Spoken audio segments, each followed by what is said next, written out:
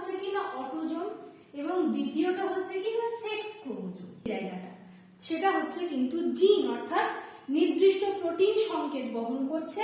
এবং জিনের কি কাজ আমরা বারবার বলেছি বা আমরা জানি, আমরা কথায় কথায় জানি কি যে এর জিনটা খুব ভালো, অঙ্ক করার ক্ষেত্রে এর জিন খুব ভালো, চুলের রঙের ক্ষেত্রে এর জন্য ওর মায়ের চুলের রংটা ব্রাউন, তো মেয়ের চুলের রংটাও ব্রাউন। এটা কি? এটা একটা জিন। ওয়েলকাম টু গুরুকুল মাধ্যমিক। আজকে আমরা পড়বো সেকেন্ড চ্যাপ্টার, অর্থাৎ জীবনের প্রবাহমানতা যে চ্যাপ্টারটা আছে তোমাদের ক্লাস 10-এ, সেই চ্যাপ্টারটাতে প্রথম আমরা জানবো ক্রোমোজোম, জিন এবং ডিএনএ সম্পর্কে। ঠিক আছে, প্রথম আমরা এই তিনটে জিনিস সম্পর্কে জানবো। তাহলে প্রথম আমরা যেটা জানবো সেটা হচ্ছে কি না ক্রোমোজোম জিনিসটা কি। ক্রোমোজোম কি? দেখো, ক্রোমোজোম জিনিসটা হচ্ছে নিউক্লিয়াসের ভিতর ক্রোমাটিন জালিকা নামে এক ধরনের সূক্ষ্ম জালকাকার গঠন থাকে। তোমরা যখন ক্লাস 9-এ পড়েছিলে দেখো এইরকম ছিল একটা নিউক্লিয়াস। নিউক্লিয়াসের 4টে অংশ ছিল, একটা ছিল নিউক্লিওলাস, নিউক্লিওপ্লাজম, নিউক্লিয় জালক, আরেকটা হচ্ছে কি না নিউক্লিয় পর্দা। ঠিক আছে, তো এই যে নিউক্লিয় জালক যেটা ছিল বা ক্রোমাটিন জালিকা বা নিউক্লিয় জালিকা যেটাই বলি, অর্থাৎ এই যে এইরকম জালক আকারে যে জিনিসটা ছিল সেটা হচ্ছে কি না নিউক্লিয় জালিকা। ঠিক আছে, সেটা হচ্ছে কি না নিউক্লিয় জালিকা। তো এই নিউক্লিয় জালিকা থেকে বা ক্রোমাটিন জালিকা থেকে কি থাকে না ক্রোমাটিন জালক নামক এক ধরনের জালিকাকার গঠন থাকে। কোথায়? না নিউক্লিয়াসের ভেতর। প্রথম লাইনটা বুঝতে পারলে আশা করি যে নিউক্লিয়াসের ভেতর ক্রোমাটিন জালিকা নামে বা নিউক্লিয় জালিকা নামে সূক্ষ্ম জালকাকার গঠন থাকে। ঠিক আছে, এরপর কি হয় দেখো, এই যে ক্রোমাটিন জালিকা বা এই যে নিউক্লিয় জালিকা এগুলো গঠন করে। দেখো এই যে জিনিসটা যদি এইরকম জালকাকার থাকে তাহলে এই প্রত্যেকটা জিনিস কি একটা কোনো তন্তু দ্বারা গঠিত হয়।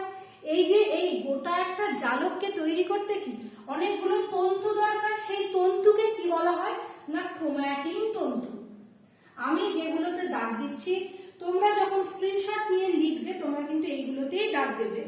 তো ক্রোমাটিন তন্তু নামক এক প্রকার ক্রোমাটিন তন্তু কি না এক প্রকার নিউক্লিয় প্রোটিন তন্তু, এক ধরনের প্রোটিন, যেহেতু নিউক্লিয়াসে থাকে তাই কি না এক ধরনের নিউক্লিয় প্রোটিন তন্তু, যা থেকে ক্রোমোজোম গঠিত হয়। ঠিক আছে, যেটা থেকে কি হয় না ক্রোমোজোম গঠিত হয়। তাহলে এই যে ক্রোমাটিন জালিকা গঠন করে কে না প্রত্যেকটা ক্রোমাটিন তন্তু। এই ক্রোমাটিন তন্তু কি না এক ধরনের নিউক্লিয় প্রোটিন তন্তু, এক প্রকার কি না নিউক্লিয় প্রোটিন তন্তু। এটা কিন্তু ভেরি ভেরি ইম্পর্টেন্ট, নিউক্লিয় প্রোটিন তন্তু যেটা থেকে ক্রোমোজোম গঠিত হয়। এবার যেটা জানবো, তো ক্রোমোজোম তো গঠন হলো, কিন্তু আমাদের জীবেদের দেহে ক্রোমোজোমের কাজটা কি না ক্রোমোজোম কি না জীবের বংশগত যে বৈশিষ্ট্যগুলো এক প্রজন্ম থেকে পরবর্তী প্রজন্মে বহন করে নিয়ে যায়, এবং অর্থাৎ কি প্রজাতির যে পরিব্যক্তি, প্রজাতির যে প্রকরণ বা ভেদ বা মিউটেশন বা যাই বলি বিবর্তন, সেইগুলোতে কি করে না মুখ্য ভূমিকা নেয় ক্রোমোজোম। এরপর আমরা যেটা জানবো ক্রোমোজোমের সাথে ডিএনএ আর জিন কিভাবে একে অপরের সাথে সম্পর্কিত। ক্রোমোজোম কি সেই জিনিসটা তোমরা দেখেছো। তো আরেকটা জিনিস তোমরা নোট ডাউন করে নাও যে ক্রোমোজোম কথাটা বিজ্ঞানী ওয়ালডেয়ার বলেছিলেন। ওয়ালডেয়ার, ঠিক আছে, মানে এই কথাটা প্রথম ব্যবহার করেছিলেন বিজ্ঞানী ওয়ালডেয়ার। হয়েছে, চলো এবার দেখা যাক ক্রোমোজোম, ডিএনএ এবং জিনের মধ্যে সম্পর্কটা কি। এই প্রশ্নটারই কিন্তু এটা হচ্ছে উত্তর, তোমরা চাইলে স্ক্রিনশট মেরে নিতে পারো। তো দেখো এখানে যেটা বলেছে সেটা হচ্ছে সজীব কোষের নিউক্লিয়াসে এক প্রকার বৃহৎ জৈব অণু একে অপরকে পেঁচিয়ে জালকাকার গঠন তৈরি করে, এদের বলা হয় কি না ডিএনএ। তো ডিএনএ জিনিসটা কি না ডিএনএ জিনিসটা হচ্ছে যে দেখো এই যে এই জিনিসটা দেখতে পাচ্ছ কেমন একে অপরকে পেঁচিয়ে অবস্থান করছে, এই যে এই গঠনটা এটা হচ্ছে কিন্তু ডিএনএ এর গঠন। ঠিক আছে, এটা হচ্ছে কিন্তু ডিএনএ এর গঠন। তো সেটাই বলছে যে কোথায় অবস্থান করছে না নিউক্লিয়াসে। ঠিক আছে, সজীব কোষের নিউক্লিয়াসে এক প্রকার বৃহৎ জৈব অণু, অর্থাৎ অনেক বড়, সেটা একে অপরকে পেঁচিয়ে পেঁচিয়ে এইভাবে অবস্থান করে। তো পেঁচিয়ে জালকাকার গঠন তৈরি করে, এদের ডিএনএ বলা হয়। ডিএনএ ফুল ফর্ম কি না ডিঅক্সি রাইবোনিউক্লিক অ্যাসিড। ঠিক আছে, তারপরে দেখো এবার বলতে চাইছে কি না এবার এই যে ডিএনএটা তো থাকলো, তো তাহলে ক্রোমোজোম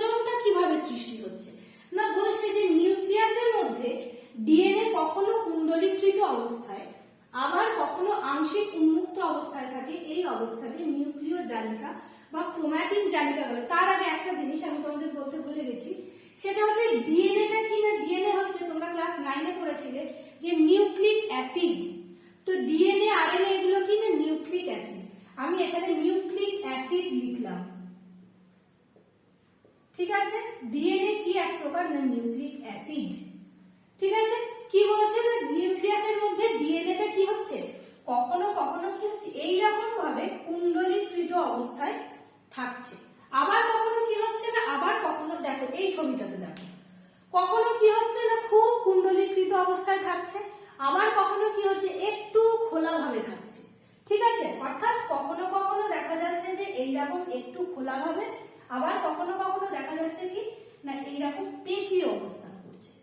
তো এই অবস্থায় একে কি বলা হচ্ছে না নিউক্লিয় জালিকা বা ক্রোমাটিন জালিকা, নিউক্লিয় জালিকা বা ক্রোমাটিন জালিকা। অর্থাৎ এই যে এই জিনিসটা আমরা যেটা পড়েছিলাম, তো এটা কখন হচ্ছে না নিউক্লিয় জালিকা বা ক্রোমাটিন জালিকাটা কি না, এটার কিন্তু দুটো অবস্থা দেখলে কি না, একটা হচ্ছে কখনো খোলা অবস্থায় থাকছে, আবার কখনো পেঁচিয়ে থাকছে। তো কাকে পেঁচিয়ে থাকছে এরপর সেটা আমরা দেখব। দেখো এই যে ডিএনএ তন্তুটা, এই যে ডিএনএ তন্তুটা আমরা আগের লাইনে পড়লাম কি কখনো খোলা অবস্থায়, আবার কখনো পেঁচিয়ে অবস্থান করছে।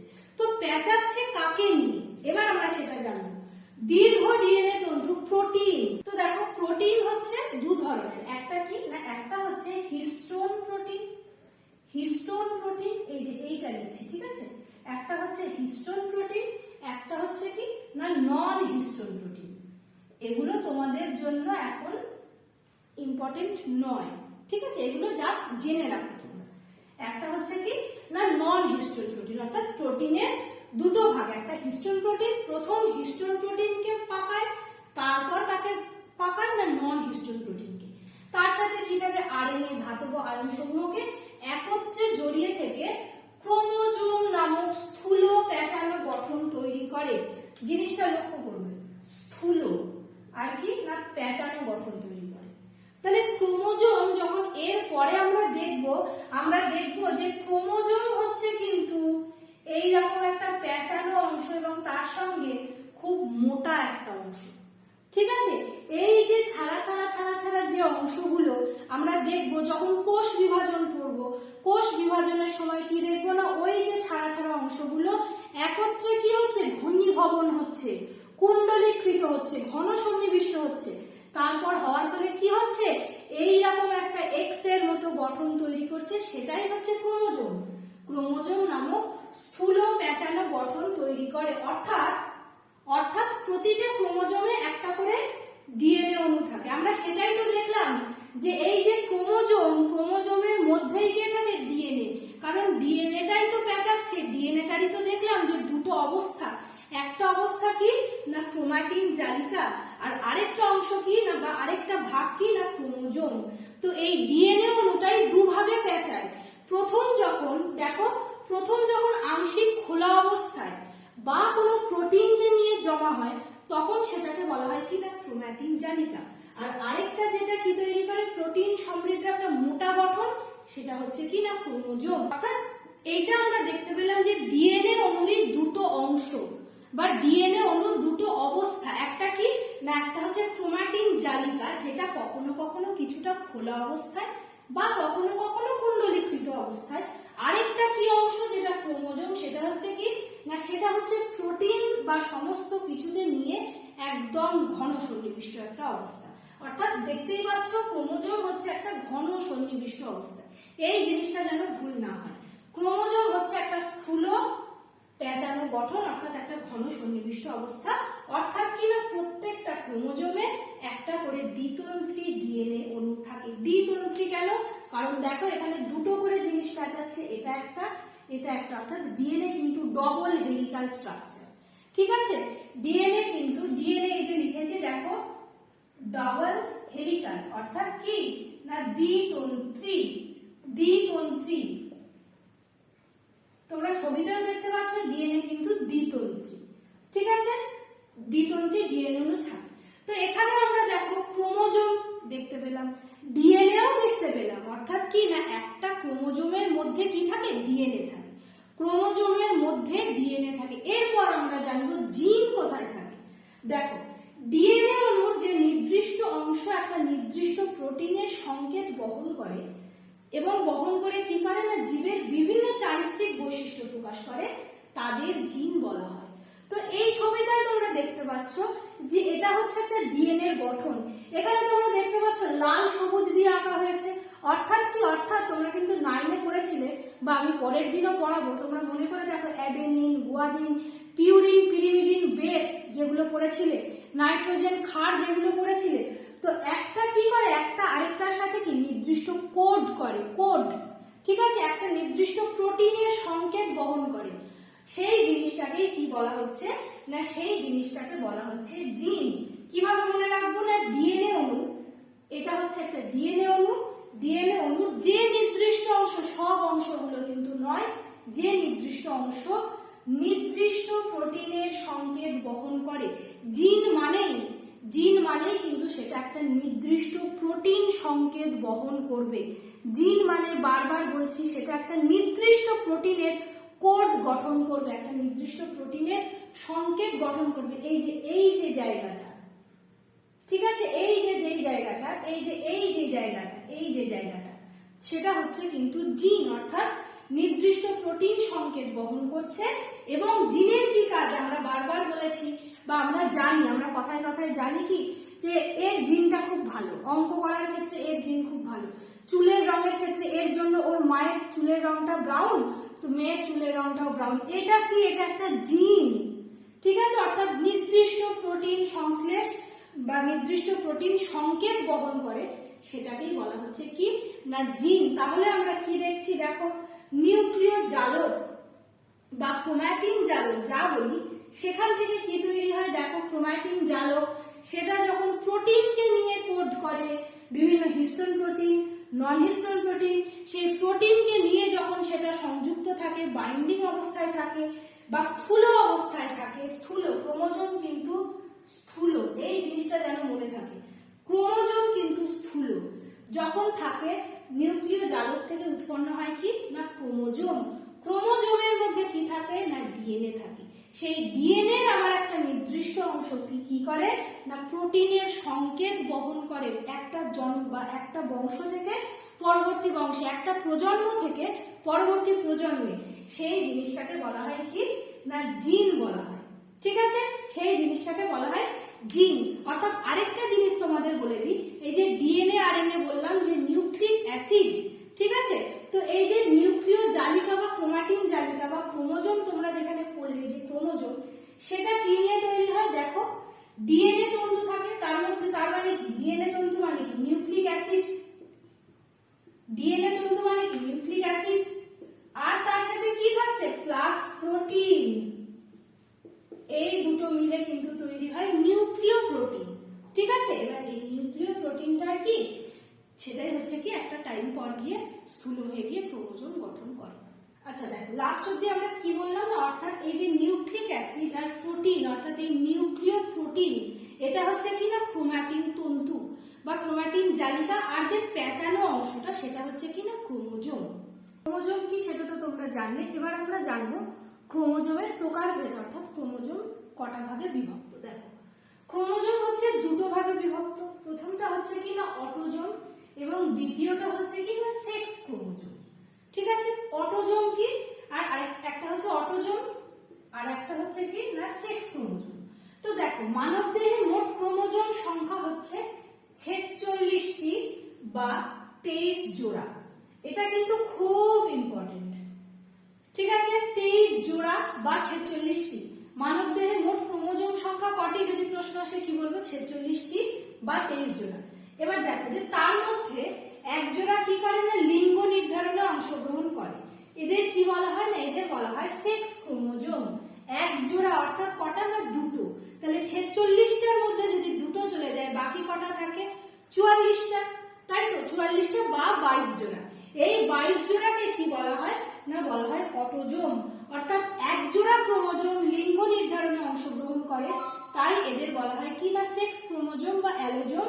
এবং অপর 22 জোড়া ক্রোমোজোম দেহের নানান রকম চারিত্রিক বৈশিষ্ট্য নির্ধারণে অংশগ্রহণ করে, তাদের কি বলা হয় না অটোজোম বলা হয়। ঠিক আছে, এবার দেখো, আচ্ছা এবার দেখো এই যে বাকি 22 জোড়া অর্থাৎ ক্রোমোজোম চারিত্রিক বৈশিষ্ট্য নির্ধারণে অংশগ্রহণ করে। এরপর যেটা সেটা হচ্ছে পুরুষদের সেক্স ক্রোমোজোম হচ্ছে এক্স, বড় হাতের এক্স, বড় হাতের ওয়াই প্রকৃতি। ঠিক আছে, কারণ আমরা কি জানি এক জোড়া অর্থাৎ দুটো। আর স্ত্রীদের কি না ডবল এক্স প্রকৃতির। ঠিক আছে, দুটোই বড় হাতের এক্স, ডবল এক্স প্রকৃতির। আচ্ছা এরপর আসছে যেটা মেন ইম্পর্টেন্ট, অর্থাৎ এইটা থেকে নিয়ে এবার আমরা বলবো বা পরবর্তী ক্লাসে এগুলো সম্পর্কে জানবো। তো দেখো, মানুষের দেহকোষের ক্রোমোজোম সংখ্যা কটা না 46টা বা 2n অর্থাৎ ডিপ্লয়েড প্রকৃতি। এই 2n সমান সমান কি না ডিপ্লয়েড। আমরা যখন মাইটোসিস মিওসিস বিভাজন দেখব তখন এই জিনিসগুলো আরো ক্লিয়ার হয়ে যাবে। তো 2n অর্থাৎ কি না ডিপ্লয়েড, আর n সমান কি না হ্যাপ্লয়েড। এই জিনিসটা যেন মনে থাকে, n সমান কি না হ্যাপ্লয়েড, 2n সমান হচ্ছে ডিপ্লয়েড। তাহলে মানুষের দেহকোষের অর্থাৎ এই যে আমি একটা মানুষ, আমার যে দেহের ক্রোমোজোম সংখ্যা বা দেহকোষের ক্রোমোজোম সংখ্যা কটা না 46টা অর্থাৎ 2n প্রকৃতির, 2n প্রকৃতির। এবং গ্যামেটের অর্থাৎ শুক্রাণু এবং ডিম্বাণু, পুরুষের শুক্রাণু এবং স্ত্রীলোকের ডিম্বাণু, এই গ্যামেটের ক্রোমোজোম সংখ্যা কটা না 23টা অর্থাৎ n অর্থাৎ কি হ্যাপ্লয়েড প্রকৃতি। এটাই যদি বলে যে মানুষের জনন কোষের ক্রোমোজোম সংখ্যা কটি, আমি লিখছি এখানে জনন কোষের ক্রোমোজোম সংখ্যা, জনন কোষের কটি না n প্রকৃতির। ঠিক আছে, বা 23টি, n অর্থাৎ 23টি। জনন কোষের ক্রোমোজোম সংখ্যা n প্রকৃতির অর্থাৎ 23টি অর্থাৎ গ্যামেটিক কোষ যেগুলো, এবং দেহ কোষের ক্রোমোজোম সংখ্যা হচ্ছে 46টি অর্থাৎ 2n প্রকৃতির। আরেকটা জিনিস যেটা তোমাদের বলে দিই সেটা হচ্ছে এই যে 46টা সেটা শুধু মানুষের ক্ষেত্রে। ঠিক আছে, এটা কিন্তু মানুষের ক্ষেত্রে ধ্রুবক, মানুষের ক্ষেত্রে ক্রোমোজোম সংখ্যা 46টি, এটা কিন্তু ধ্রুবক এবং প্রত্যেকটা প্রজাতি অনুযায়ী সেটা কিন্তু ভ্যারি করে। অর্থাৎ কারোর ক্ষেত্রে দেখা যায় 16টা, কারোর ক্ষেত্রে দেখা যায় 56টা, এরকম কিন্তু প্রতিটা প্রজাতি অনুযায়ী ভ্যারি করে। আজকের ক্লাসটা আমরা এখানেই শেষ করলাম, দেখা হচ্ছে পরের ক্লাসে।